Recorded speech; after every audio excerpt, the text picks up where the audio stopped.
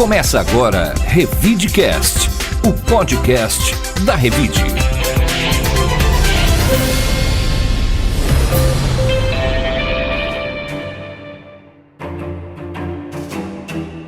Olá, eu sou o Murilo Pinheiro. Bem-vindo ao Revidecast, o podcast da Revide. Olá, eu sou a Bel de Farias. E no Revidecast de hoje você vai ouvir: Quadrilha invade prédio no centro de Ribeirão Preto. PEC da blindagem é arquivada. Julgamento das escutas telefônicas da Sevandija é suspenso. Trio Baru celebra 20 anos com um concerto no Teatro Minas. Revide. Na manhã da última quarta-feira, uma quadrilha com cerca de 12 criminosos armados invadiu um edifício de alto padrão na rua Campos Sales, no centro de Ribeirão. O grupo rendeu funcionários e moradores e assaltou ao menos 6 apartamentos, levando joias, dinheiro e impondo transferências via Pix. Algumas vítimas ainda dormiam quando foram surpreendidas.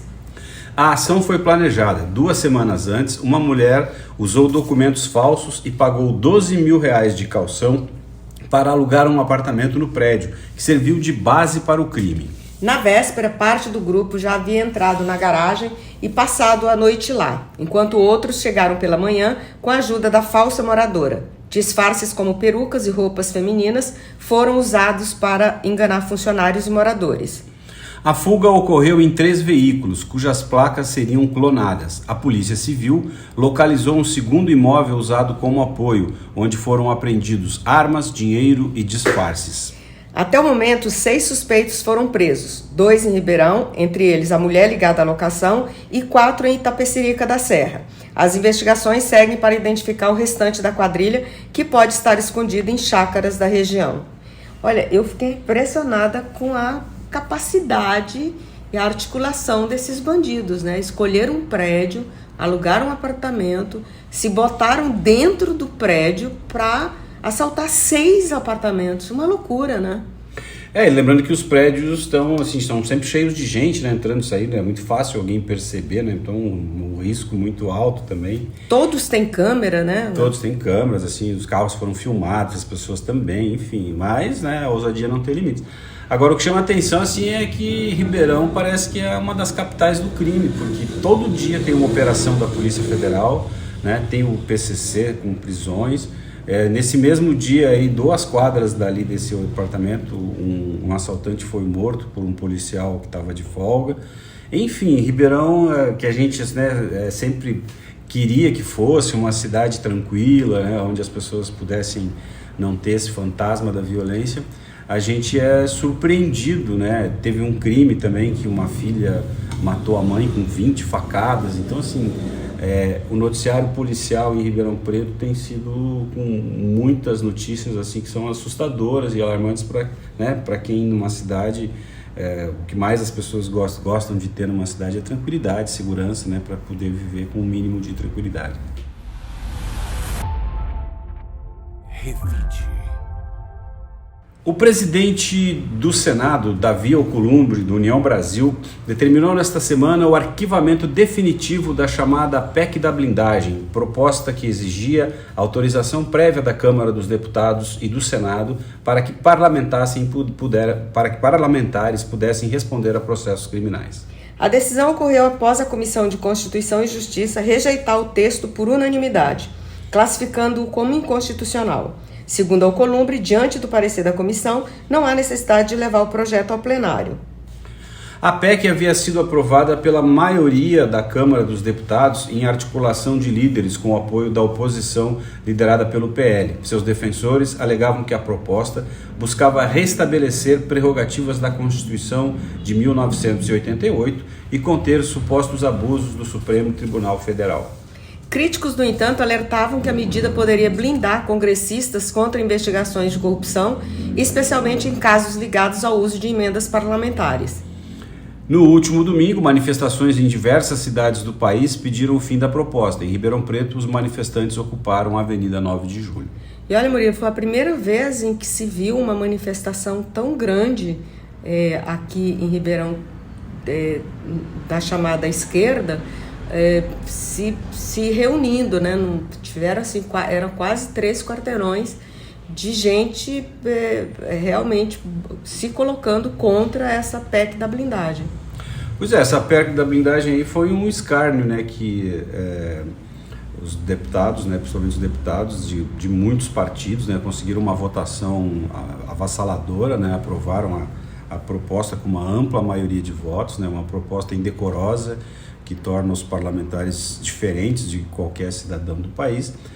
Mas a partir daí também, né, começou uma reação intensa. Eu acho que a primeira reação foi muito forte da imprensa mesmo, né? Vários veículos de comunicação deram amplo destaque a essa proposta que foi aprovada na Câmara, né? Ficaram insistindo no tema, e aí isso culminou, né, com as manifestações do domingo passado e o recuo dos senadores, né? Se a Câmara lá resolveu dar esse golpe na sociedade, os senadores, né, porque tem 2/3 deles que vão disputar eleições no ano que vem, né, ficaram percebendo que ficariam muito mal perante o eleitorado se levassem adiante uma proposta dessa. Felizmente, né, que a gente tem uma democracia aí com 2 poderes, né, se um poder, a Câmara dos Deputados, tomou essa decisão contra a sociedade, felizmente, né, o outro poder, o Senado, né, corrigiu, sepultou, enterrou essa proposta, que nem precisou chegar ao Supremo Tribunal Federal para evitar mais desgastes aí entre a relação do Judiciário e do Legislativo. Você vê, né, a importância dos pesos e contrapesos, né? Uma sociedade democrática tem que ter isso, né? Você tem os 3 poderes aí bem separados para que quando um exacerba o seu papel, o outro vai lá e consegue fazer o contrapeso. Isso que é a importância da democracia, né? Isso foi muito bom, isso funcionou muito bem, né? E é um exemplo muito claro, né, para a gente de como essas instituições precisam funcionar. Tem o Poder Executivo, que pode fazer algumas coisas, tem a Câmara. É uma pena que a gente esteja ali com uma Câmara dos Deputados aí que, né, que entre tantas coisas importantes, como, por exemplo, a isenção do imposto de renda para quem ganha R$5.000, que é uma coisa absolutamente justa que deveria vigorar no país, né? Esse processo está até hoje parado lá, e enquanto isso os deputados aprovam a toque de caixa em um prazo muito curto, né, uma proposta que era somente de interesse deles. Revide. Um pedido de vistas do ministro Gilmar Mendes suspendeu o julgamento no Supremo Tribunal Federal sobre a legalidade das interceptações telefônicas da Operação Servandija. O caso estava pautado para análise no plenário virtual, mas a solicitação, Mendes terá até 60 dias para devolver o processo. Nesse período, o relator Cássio Nunes Marques deve decidir se o julgamento ocorrerá no plenário físico, conforme pedido da defesa do ex-secretário Marco Antônio dos Santos e da Procuradoria-Geral de Justiça de São Paulo. O STJ já havia invalidado as escutas, e se o STF confirmar a decisão, cerca de 70% das acusações podem ser anuladas. A análise caberá à segunda turma, composta por Nunes Marques, Gilmar Mendes, Dias Toffoli, Edson Fachin e André Mendonça. A defesa argumenta que a discussão presencial possibilitaria maior aprofundamento. Entre os condenados estão os ex-secretários, vereadores, empresários e a ex-prefeita Darcy Vera, cuja pena foi elevada em 2020 para mais de 26 anos de prisão. Bom, essa história da Servandija ainda vai longe, né, Murilo? Você imagina que tem 60 dias para o Gilmar Mendes devolver esse processo, aí depois tem essa definição, se vai ser presencial ou virtual, quer dizer, vamos aí para o ano que vem, né? Outros ministros também podem fazer, né, pedido de vistas, né? O Gilmar Mendes é o primeiro, mas os outros 3 ministros também poderiam fazer, o que levaria, né? O que a gente acha ruim, né, que fica ruim para a sociedade, é essa questão aí que é tão importante, né, se as escutas valeram ou não.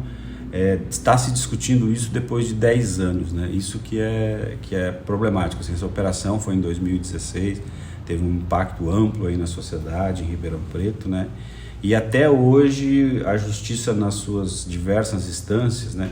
A gente sabe que a justiça tem que ter um rito para garantir o direito de defesa a todo mundo, né? Mas é uma demora excessiva, né, que a anulação da prova, inclusive, causou desgastes na primeira instância, né? Vários juízes já se declararam suspeitos. O processo na primeira instância, quando ele voltar, já vai ser o 8º juiz, né, que vai ter que julgar, que agora até vai ter que ser um juiz de sertãozinho que vai julgar, porque o processo foi mudando de mãos.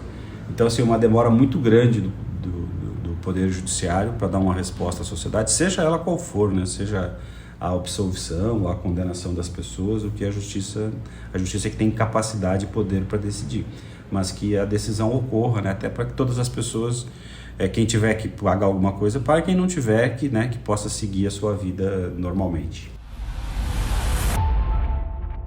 Revide. O trio Baru se apresenta em Ribeirão Preto neste domingo às 19 horas no Teatro Minás, pela série Minás Jazz Brasil. O show celebra os 20 anos do grupo instrumental, conhecido pela sonoridade acústica e pela mistura de choro, samba jazz e música latino-americana.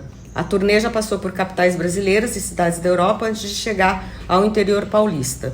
Formado por Nelson Latifi, Sandro Alves e João Bosco de Oliveira, o trio leva ao palco obras de Edu Lobo, Milton Nascimento, Baden Powell e Tom Jobim, além de arranjos próprios e peças de Astor Piazzolla. Criado em 2005, após um convite para tocar na Holanda, o trio Baru consolidou-se como um dos mais duradouros da cena instrumental, realizando turnês nas Américas, Europa, África e Oriente Médio. Os ingressos já estão à venda no site e custam R$30. Pois é, Murilo, um bom programa aí para quem quiser no domingo ver um trio bem bacana lá no Teatro Minás. Sim, o Ribeirão tem sempre, no final de semana, tem sempre muitas atrações, aí seja no Minás, no Teatro Municipal, no Teatro Pedro II, enfim, em outros espaços, né? Culturalmente a cidade tem diversas opções aí para as pessoas que quiserem ver uma boa atração cultural no final de semana. Revide. E agora, os principais destaques da Revide desta semana, que circula na sua versão impressa com 68. 68 páginas e traz um caderno aí especial, quer dizer, na revista praticamente toda a pauta dela está voltado para a educação. E ela está bem interessante, quem tiver filhos, né, porque a gente tem a Revide Teen, quem tiver filhos na escola aí vai ter uma boa oportunidade de ver o que essa meninada pensa aí sobre o que vai ser quando crescer, o que pensa sobre o que pega na escola. Tá bem legal, a revista tá bem bacana. Tem muitos teens, né? Tem várias matérias e em cada matéria tem muitos personagens teens. Então aí fica, além do caderno da educação, um destaque especial aí também para esse público, né, adolescente, que pode encontrar boas informações a respeito do seu futuro nessa edição que circula nesse final de semana. Por hoje ficamos por aqui, agradecemos aos ouvintes que nos acompanham toda semana e desejamos um excelente fim de semana a todos. Um bom fim de semana para todos e obrigado por nos acompanhar. Até a semana que vem. O Revidecast tem a locução e trilha de Rodrigo Leone, edição e roteiro de Paulo Apolinário e está disponível nas plataformas de áudio Spotify, YouTube e SoundCloud.